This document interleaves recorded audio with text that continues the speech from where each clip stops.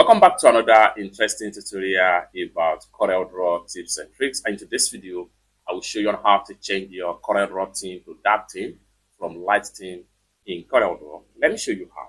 So the very first thing you want to do right here in this tutorial, I'm going to use this particular interface and I'm going to turn it to dark theme. First thing first, press Ctrl plus J on your keyboard.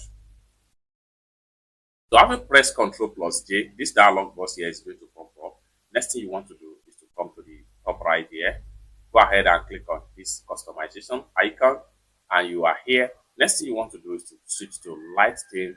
You can decide to change to dark theme, or better still, you can decide to change to black entirely. Once you are done, go ahead and hit on OK and it's that simple. For more tutorial tips and tricks on how best to use your CorelDraw software, consider to subscribe. Thank you so much for watching and I hope to see you in my next video.